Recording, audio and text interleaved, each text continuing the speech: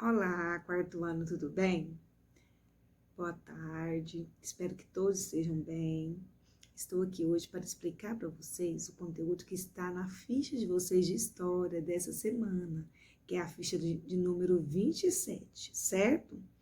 Como eu já havia falado para vocês, pessoal, eu tive que dar prioridade a alguns conteúdos, pois o nosso tempo foi curto por conta da redução de atividades enviadas para casa, né?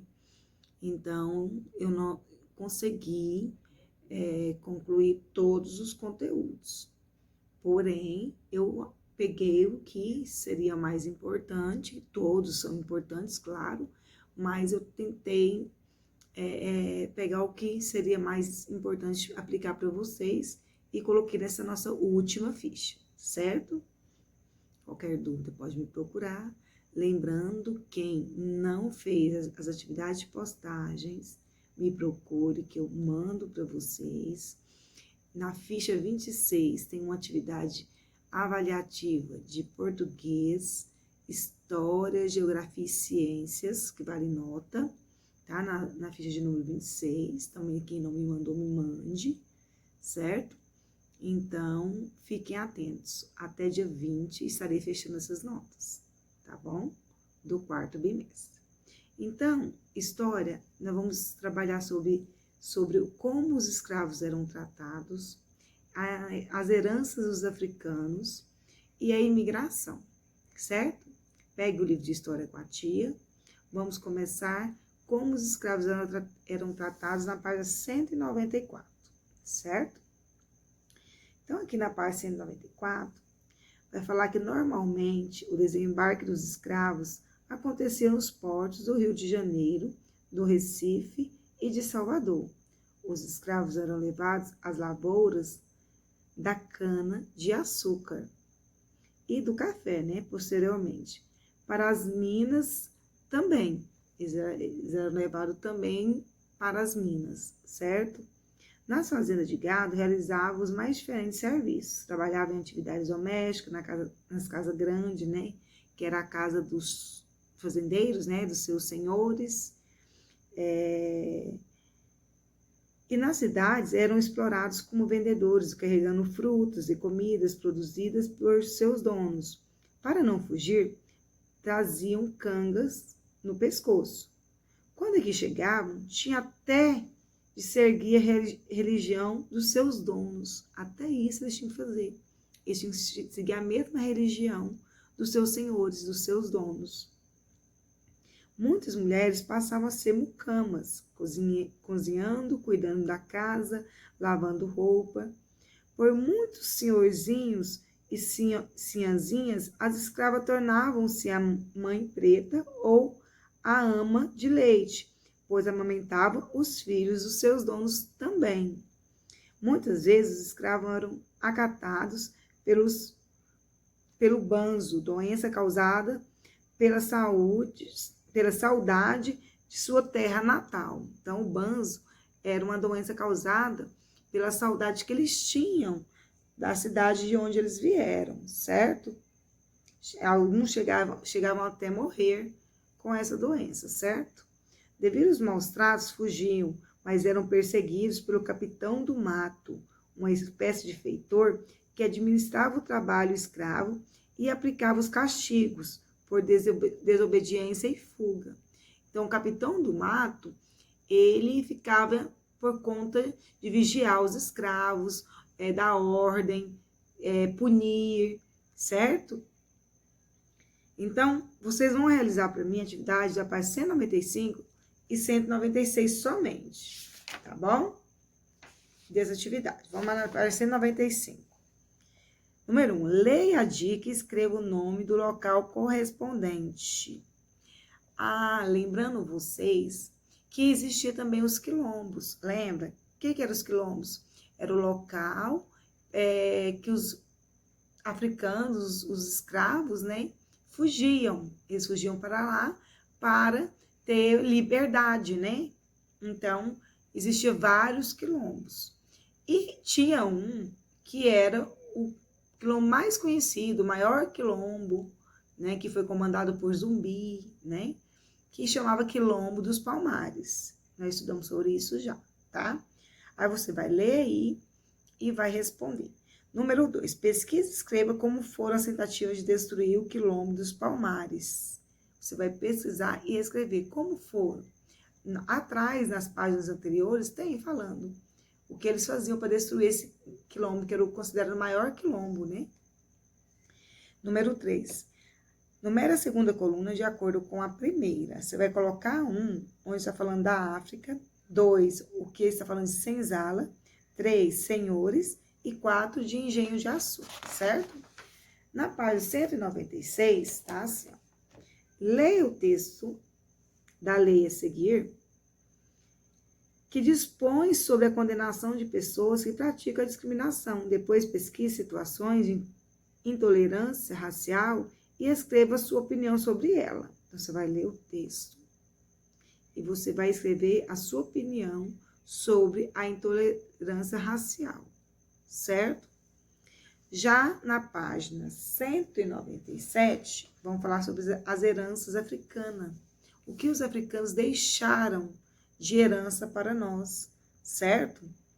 Então, todos na página 197, tá assim. Os africanos trazidos como escravos contribuíam significativamente tanto para a formação do povo brasileiro como para a cultura, né?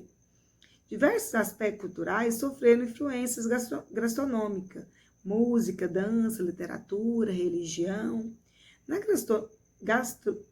gastronomia, desculpa aí, pessoal, em virtude da própria condição escrava, não foi possível reproduzir com fidelidade os sabores africanos, pois muitos animais, como elefante, hipopótamo, girafa, javali, búfalo, bode, carneiro, lebre, tatu, que faziam parte do cardápio de lá, não puderam fazer parte aqui no Brasil.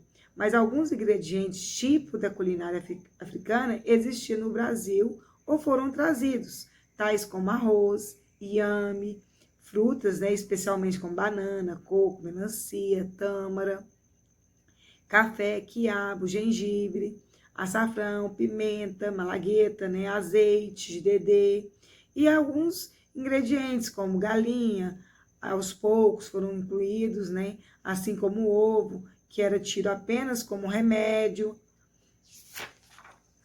Na página 198 fala que trouxeram muitas técnicas de cozimentos, dentre elas assar e grelhar na brasa, defumar com diferentes tipos de madeira e conservar utilizando sal, ervas aromáticas, pimenta, né?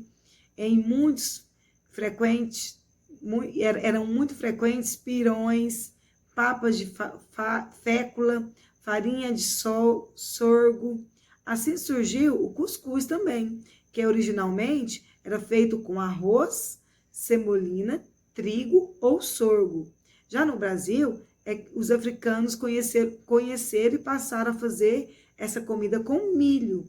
Além desse alimento, outros pratos foram elaborados com esses ingredientes.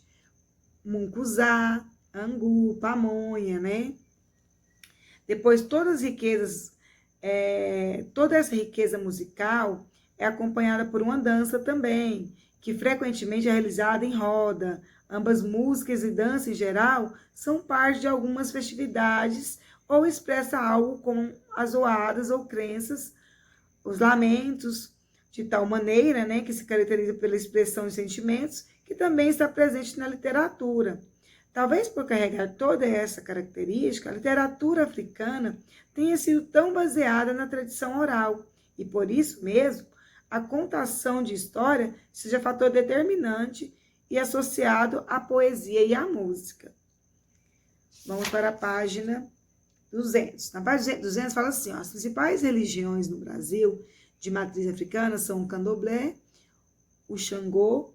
O candomblé se originou da palavra candobile, da língua banto, cujo significado é um culto e oração.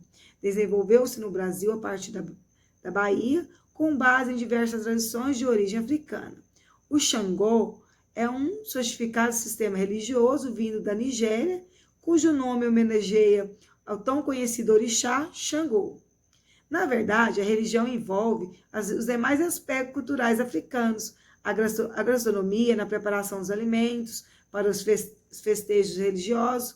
A música também é uma expressão comum de religiosidade. A literatura, com suas loas e toadas pelo canto, também faz parte dos cultos religiosos, certo? Vocês vão resolver para mim as páginas 201 e 202. Número 1 é pesquisa, é uma resposta pessoal, certo? Número 2, copie do dicionário as explicações de diferentes técnicas de cozinha conhecidas pelos africanos quando chegaram ao Brasil. Assar, grelhar, defumar e conservar. Você vai procurar o significado no dicionário. 3. Descreva como os africanos utilizavam os ingredientes apresentados. Manteiga.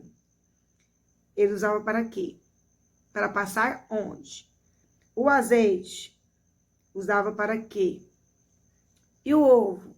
Antes deles descobrir que podia comer, eles usavam para quê? Vão responder para mim. Na página 202. Observe os instrumentos e escreva o nome de cada um. Aí tem os instrumentos berimbau, você vai ver qual que é o berimbau. Tem o abê ou chequerê, certo? Tem o agogô e tem o cuíca, tá? Você vai ver quais são eles. Número 5 é uma pesquisa também, é uma resposta pessoal, certo? Já na página 203, é sobre a imigração, certo? Então, vamos lá. Para se entender o que é imigração, é preciso compreender o que é imigração, certo? Então, o que é imigração? É o deslocamento de pessoa de um país ou região para outro lugar, certo? Então, uma pessoa que vem da Europa, vem de Londres para cá, ele é um migrante, certo? Ele está migrando para o Brasil, certo? Uma pessoa que vem do Tocantins para Goiás, ele está migrando do Tocantins para Goiás, é migração, certo? Falando-se de um povo ou grande quantidade de gente, podemos dizer que trata-se de movimento migratório, ok? Quando passamos a residir em terras estranhas que não são nossas terra natal, somos imigrantes. Então, essas pessoas que migraram para o Brasil, migraram para Goiás, se tornaram imigrantes, ok? Eles estão em um local que não é a terra natal deles, não é onde eles nasceram, não é onde eles viveram muito tempo, então eles se tornaram imigrantes. Quando deixamos nossa terra natal, tornamos-nos emigrantes, certo? Então tem diferença. Imigrantes e emigrantes, perceberam aí? Quando passamos a residir em terra estranha, que não são a nossa terra natal, somos imigrantes. Quando deixamos nossa terra natal e nos quando deixamos nossa terra natal, tornamos-nos emigrantes. Então, se eu chegar aqui no Brasil, eu sou um imigrante. Mas eu deixei minha terra natal, sou considerado um emigrante, certo? Vamos para a página 204. Vai falar também sobre o movimento migratório no Brasil, que aconteceu a partir do governo português na colônia, quando em 1808 foi permitida a concessão de terras para estrangeiros que desejassem se instalar no país. O governo precisava de pessoas para trabalhar nas lavouras. Assim, pessoas de muitas nacionalidades migraram para o Brasil, como italiano, portugueses, certo? Na página 205, tá falando mais um pouco, né? 10 anos depois, chegam mais imigrantes sem famílias da Suíça, que se instalaram em Nova Friburgo, né, no Rio de Janeiro.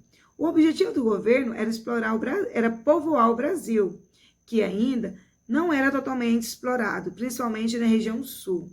No período imperial, quando reinava Dom Pedro II, em 1850 e 1870, muitos europeus imigraram para o Brasil. na esperança de enriquecer-se nas fazendas de café. Com o objetivo de trabalhar aqui, chegaram também os alemães, suíços, belgas, estimulando pelo Senado vergueiro. Mas o sistema de parceria em torno do lucro não deu certo. Então, principalmente no sul do Brasil, instalaram-se muitos colonos, assim chamado porque formavam colônias, certo? Na página 206 é falar sobre a história dos migrantes no Brasil, que durante o século XIX, muitas pessoas da Europa decidiram se mudar para o nosso país, diferentemente dos africanos, que vieram para cá forçadamente para trabalhar como mão de obra escrava, certo? Na página 207 fala que, ao chegar aqui, contudo, não encontraram exatamente o cenário de sonho que lhes eram prometido, né? Então, vamos acompanhar o relato do colono vindo da Suíça, Tomás Dalvatz, trazido ao Brasil pela Companhia de Vergueiro e Companhia. Então, tem um relato aí que vocês vão ler com atenção, certo? Sobre como que aconteceu isso. Então, é um relato de uma pessoa que veio achando que chega no Brasil, enriquecer, ia ter dinheiro, né? E não foi isso bem que eles encontraram. Na página 208, está falando que esse colono Tomás liderou colonos em ação que protestavam contra os maus tratos que sofriam nas fazendas em que trabalhavam em São Paulo. A polícia abafou o movimento e o governo brasileiro deportou Dalvatz, né, Tomás, para a Alemanha. Isso se deve ao fato de que os fazendeiros e empresários brasileiros do século XIX, ainda com a mentalidade e costume de usar escravos como empregados, não davam condições de trabalho e trato muito melhores do que os da escravidão, né? Não existia mais escravidão, mas eles trabalhavam como se fossem escravos ainda. Aí vamos lá para a página 210, fala sobre a migração interna no Brasil. A migração interna no Brasil, que também pode ser chamada de interregionais, representam as mudanças nos fluxos de pessoas dentro de um país, dentro de um dado território, né, um país. Por exemplo, no Brasil, o fluxo de pessoas, ou seja, de ir e vir de pessoas de uma região para outra, se intensificou bastante a partir do século XX. Em nosso país, esse fluxo populacional sempre esteve ligado à questão de mudanças econômicas e estruturais. Esse processo de migração interna era pouco difundido no Brasil, uma vez que até recentemente nosso sistema de transporte eram defasados e a infraestrutura de estradas, ferrovias, não dava conta, né, do grande fluxo.